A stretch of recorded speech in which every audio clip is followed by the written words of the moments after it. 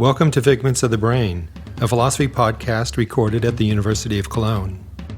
Figments of the Brain is produced by Concept, the Cologne Center of Contemporary Epistemology and the Kantian tradition. Every episode we pick a topic for a roundtable discussion among the members of Concept. Sometimes we also interview other philosophers on a selected topic. We welcome your feedback. To get in touch and learn more about the center, please visit www.concept-phil.de. That's www.concept-phil.de. We hope you enjoy our podcast. Welcome to the next installment of our Cologne Knowledge Routers colloquium series. Roy, it's a tremendous pleasure to have you with us. I'll just say a few introductory words about you, Roy, and then I'll turn it over to you to share with us your talk. So doubtless most, surely all of you are familiar to some extent with Roy's extensive work. Most recently, he's at the University of Texas at Austin. This comes at his current stage of his career. Previous institutions he's been a part of have included NYU, Dartmouth, Washington, University of St. Louis.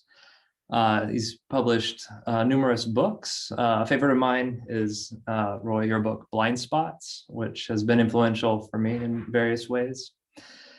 And I have to say that, we truly regret not being able to have you here in person, as has been our custom, Cologne, for quite some time up until the pandemic. Not just because it's fun to have speakers present, but because I've found you in the past to be a really scintillating philosophical conversational partner. I mean, you likely don't remember it, but I was a graduate student at the time, and we had a really, for me, fruitful discussion over the sentence, "I do not believe the sentence." And that's been a little, gem that served me well in a range of publications up until this point. And anyway, so today Roy's going to talk to us about, well, the title of the talk is "Lie for Me, the Intent to Deceive Fails to Scale Up." And then after your talk, we'll have some comments. So Roy, with that, I'll turn it over to you. Okay, great. So this is about a requirement for lying that I was in love with. This is the requirement that the liar has to intend to deceive the listener. And I loved this condition, and I thought I could hear actually people using it to explain what lying is to their children. And I thought it was a very good example of philosophy, doing some good work. But then I had read this account by Ansa Sierstrad about her experience in the second lead up to the second Iraq war with the Americans. And she, without kind of even arguing, just her describing what's going on, persuaded me there had to be a problem with it. And so that led to this publication, Bald-Faced Lies. And what I'm doing now is kind of continuing this sad rejection of the intent to deceive requirement. So it's pretty natural, and it goes back to Augustine, and many people, endorse it, tweaking it here and there. But I'm going to try to give some further reason against it, and it's a puzzle.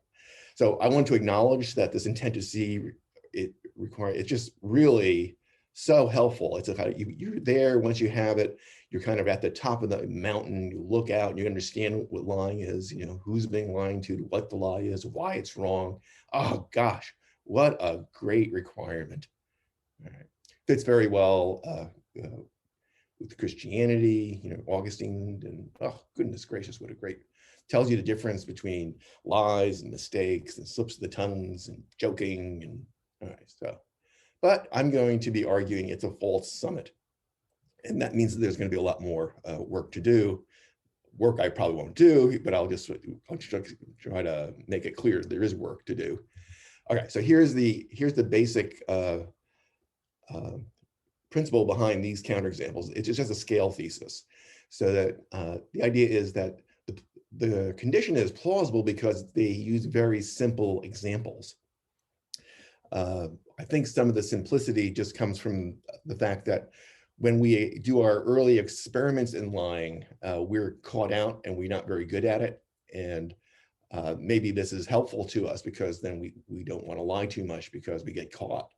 But they're very simple lies. And then we get, our lies are dissected for us. And they do generally conform to the intent to deceive condition. And so that some of this they're the founding lies. And then we figure the problem is solved and we don't revisit the issue. But as we grow up, we start to get, fancier liars. Nevertheless, these simple cases will attract us methodologically.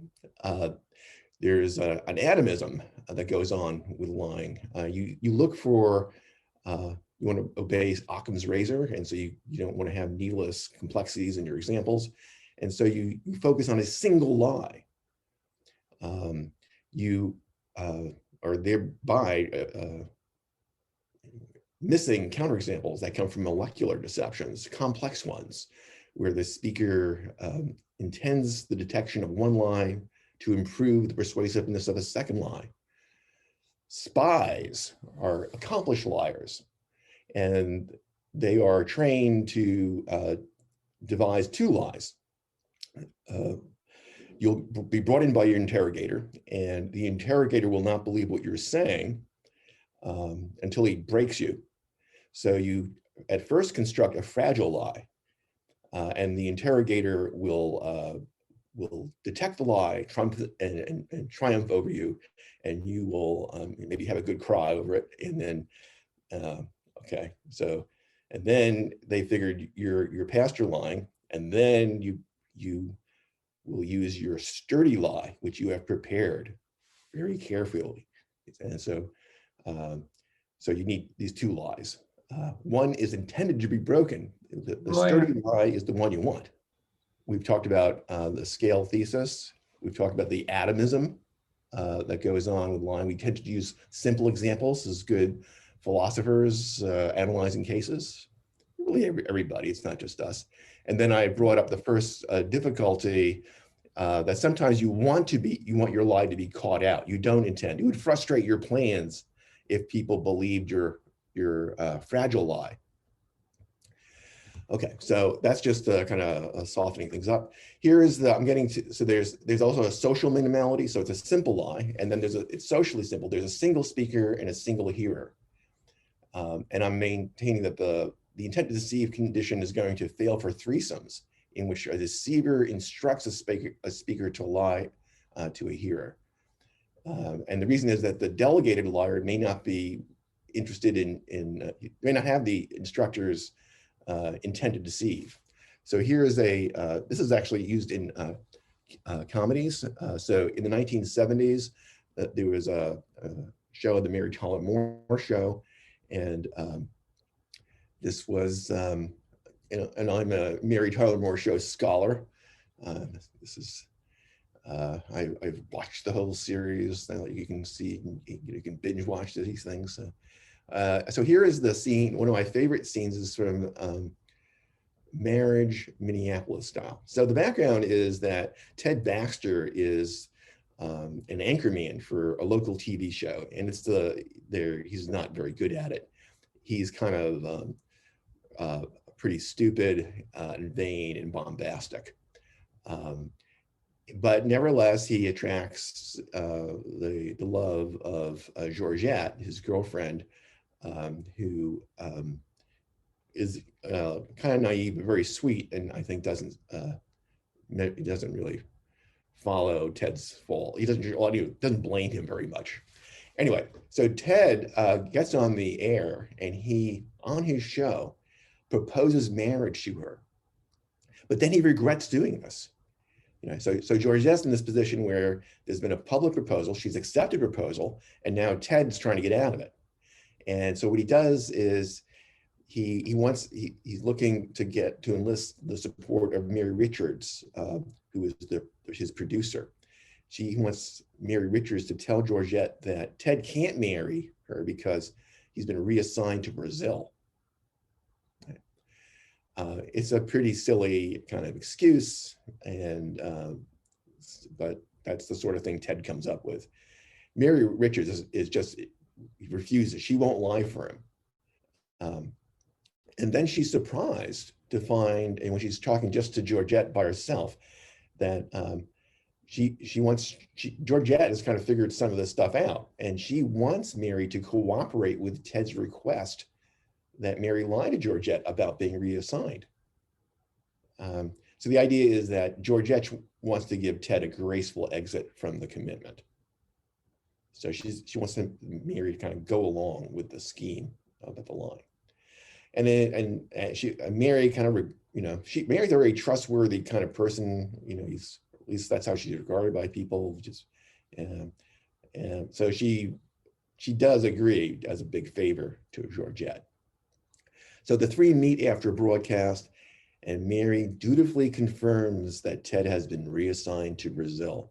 So Brazil, Ted just boldly solicits the confirmation, and indeed, Mary says yes, and then he's very greedy about this complicity and makes her say it a couple more times in different ways.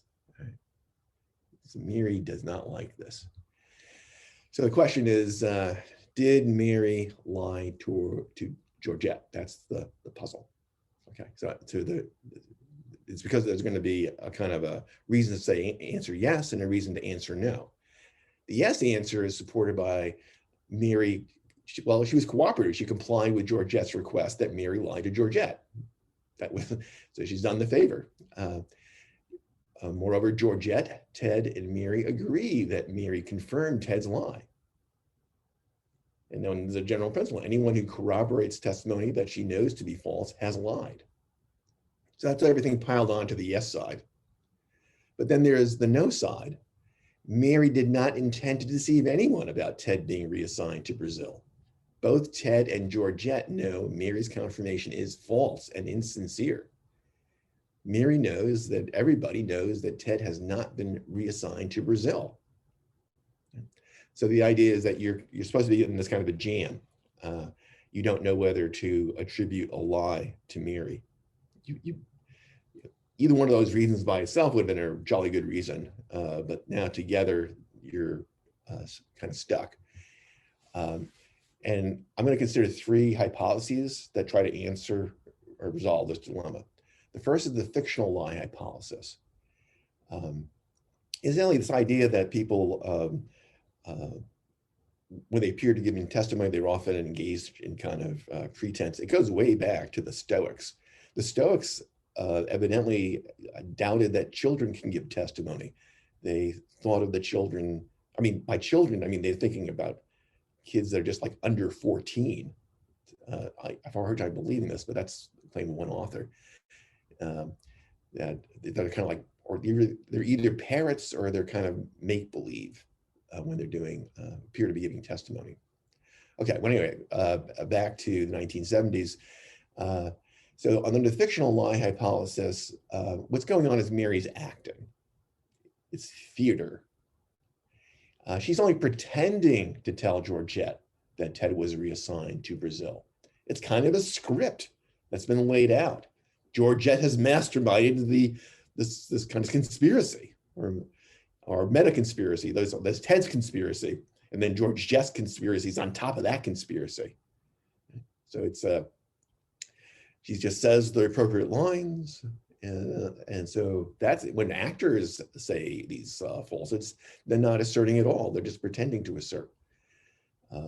So why take this interpretation? Well, precisely because everybody knew Ted was not reassigned. You don't have a credulous audience. Mary knew, and furthermore, Mary knew they knew, and they knew Mary knew, and Mary knew they knew, and she knew, and on like that. So in the case of theater, we don't accuse the actors of lying because it's common knowledge that they are just saying lines in a play. Okay. So that's the fictional lie hypothesis. The hang up on this hypothesis is that if it doesn't explain certain things. If Mary's only pretending to assert, then she should have no moral qualms. She feels pretty bad about what she's doing. And the simple explanation, she feels bad because she's lying. So, why Mary's reluctance? If she was just saying lines in a play, she shouldn't be reluctant. She has to be pressured into this. Another argument, a trickier argument, is from an aphora that Ted can't be pretending when he asks Mary whether he has been reassigned, because he did ask. And Mary's answers are tied to that literal speech act of asking, and her answers then are literal. She is answering. She's not pretending to answer. Furthermore, there's no signal of fictionality. There's no let's pretend or let's make believe, or there's no winking. She has to do it in kind of a unmarked way. All right, so if we're unhappy about that hypothesis, what about bald-faced lie hypothesis? Under that one, so bald-faced lie is an insincere assertion whose insincerity is just common knowledge to all parties in the conversation.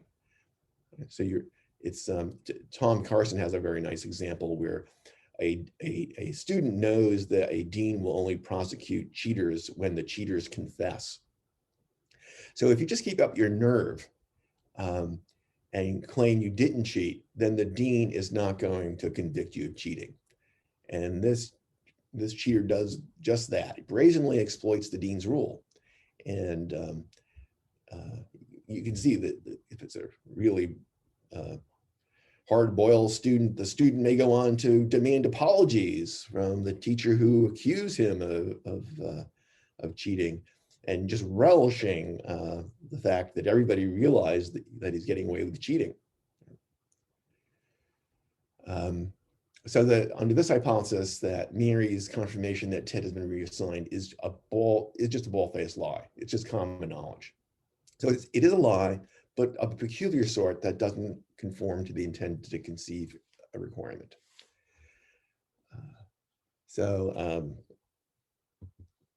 There are certain advantages to this hypothesis that, since we really do get to count is it a lie, we can explain,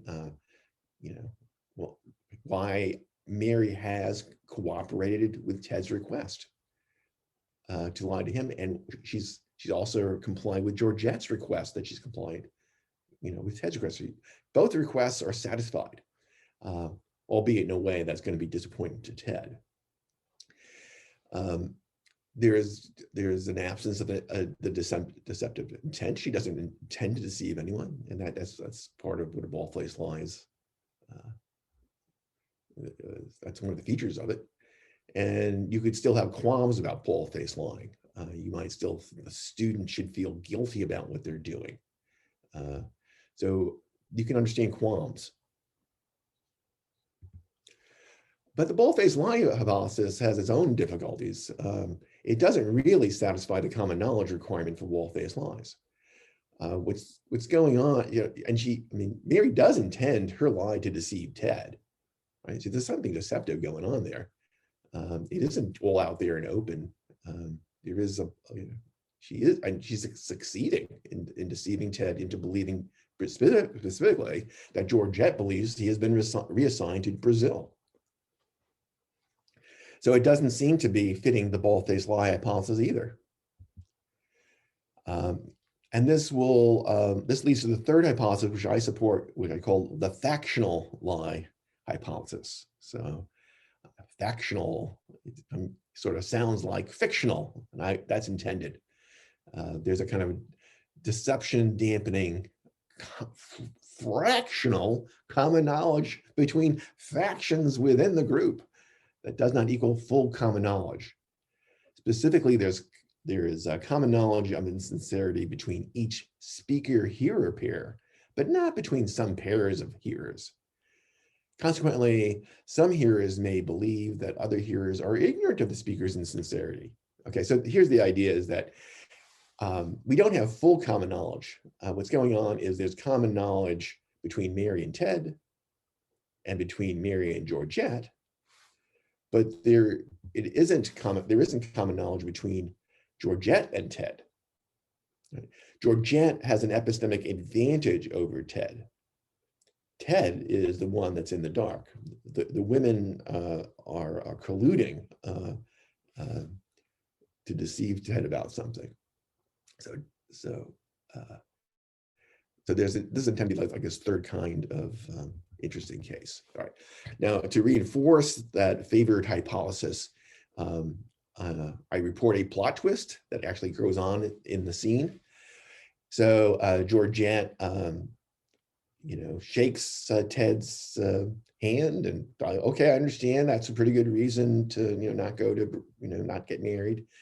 And then she leaves the newsroom, and then Ted thanks Mary for lying, and he's delighted and jubilant. But Mary then denies she lied. Ted tries to laugh her off. Oh, you're just lying about lying. But she calmly proceeds to list vaccination requirements, his enrollment in a Portuguese language class, other details. Ted panics. Right? So if Ted had correctly accused Mary of lying about Mary, but it was true. I mean, he just had been psyched out by Mary. So she was lying about lying. So Mary lied. That's the plot twist. If I was in charge of writing this script, I would have went further to try to support my hypothesis. And so he's a hypothetical twist to the situation. So suppose that Mary discovers that management had indeed assigned Ted to Brazil. Furthermore, she was obliged to confirm the assignment to Ted by the previous day. Say, oh my gosh. But then she realized she inadvertently fulfilled her obligation. And then she's relieved she kept up to the lie after Georgette departed. So there was a lie to keep up. That's not really part of the show, but just, I thought that further supports the factual lie idea. Okay, so here's some lessons, and I put them in the language of economists. So first of all, when people delegate tasks to other people, they can delegate their line. This division of labor separates the principal's intention, the person who has responsibility, right? The principal's intention to deceive from the agent's lying. So if I commission someone else to lie, I haven't lied, but I got my subordinate to lie, my agent to lie for me. But what happens is this sends up principal-agent problems. Whenever you're hiring people, there's a problem of getting your incentives properly aligned. And that's just from economics, it's a big problem. And so you have to write your contracts carefully to make sure that you are not subverted by your agent. And since, with lying, with delegated lying, we'll have this problem, just like you have when you delegate someone to fix your car or some other kind of task. You have to worry that your incentives align. Here's another kind of case, delegated lying without any intention to deceive. Here's a bored receptionist. Now she's under the misapprehension that she's been told to tell any caller the boss is out. She thinks that, well, maybe the boss doesn't want to be disturbed, so I'm not always supposed to say this. This is a mistake. She wasn't told this, but it's some sort of garbling. Anyway, she thinks that's her instruction. And she's not really, she's just indifferent to whether she persuades the callers. She doesn't like her job as a receptionist. She just says the boss is out, and she doesn't amplify on that. All she has to do is to say the boss is out. Her task is very limited. Her job wasn't to persuade these callers. Her job was just tell them, I'm out. So she lies without intending to deceive the callers. And it's also the case that the boss actually didn't intend to deceive the callers. Nobody did. So that's another counterexample to the intention to deceive condition. Now here, in that case, at least, she thought that she was under instructions. She thought someone, at least, she attributed an intention to deceive. It was a false attribution, but she intended it. It was attributed to someone else. Can we get rid of that? Well, here's another case. You have a journalist who has an editor who is dogmatic and thinks the plague has ended. There's a plague. And then she does not dare contradict the dogmatic editor. And she now has to write, a story, the plague has ended. the way you do, what happens, it's like, it's like Fox News or something. You're not really told that specifically, but roughly what you're supposed to do. You're supposed to take the initiative. And all right, so that's her. So she has to write the story, the plague has ended. But she also doesn't want to get people infected because of the stories.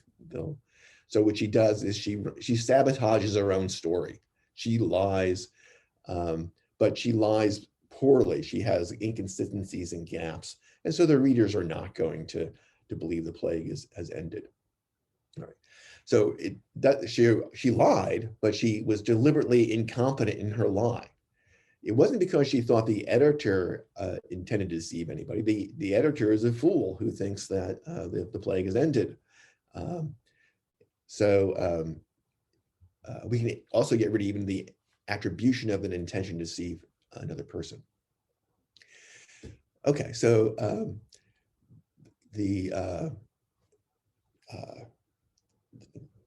so we have a kind of a summary. Just this slide just goes over what I said about trying to eliminate even an attributed intention to deceive. I'm ready for my methodological moral.